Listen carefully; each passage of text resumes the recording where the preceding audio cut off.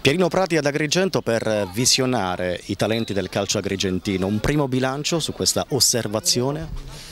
Beh, abbiamo trovato un ambiente molto bello, molto tranquillo. Credo che qui i ragazzi abbiano le possibilità per farsi vedere, per divertirsi, per giocare e soprattutto è un gruppo molto numeroso. Mi hanno detto che rispetto all'anno scorso con la scuola Milan il gruppo è aumentato notevolmente nei numeri. È chiaro che ora è il nostro impegno dare tutto il supporto possibile a questa società che ha fatto Scuola Calcio Milan per avere tutte le opportunità possibili per poter far divertire i bambini e nello stesso tempo nella speranza che in questi bimbi ci sia un campione del futuro. Però la cosa determinante e principale che il Milan vuole in questo genere di scuola calcio è di far divertire i bambini. Per loro deve essere un gioco, più sono piccoli più è un gioco, se poi avranno la fortuna di avere le qualità per diventare anche dei professionisti tanto meglio, noi ce lo auguriamo. Cosa rappresenta per il Milan quando nasce, si inaugura una scuola calcio che porta il marchio Milan?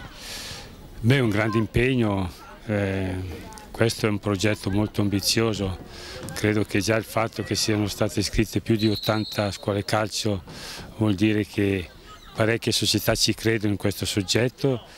Noi ci abbiamo creduto, il Milan ci ha creduto, il responsabile Filippo Galli l'ha voluto fortemente e ora noi daremo il massimo per dare veramente tutto l'aiuto e il supporto possibile a queste società per far sì che chi lavora, chi ha in mano questi bambini che sono un tesoro lo gestisca nel migliore dei modi. Come si scopre un talento del calcio? Non si scopre, si vede perché purtroppo per essere quei talenti bisogna nascere già con le qualità del talento. Queste scuole aiutano a far sì che il talento pian piano emerga più in fretta. Oggi avete visionato, osservato i giovani della scuola calcio Atena di Agrigento, un primo bilancio? Ma diciamo che intanto sono numerosi, c'è grande entusiasmo e anche da parte degli allenatori c'è molta applicazione e molta competenza.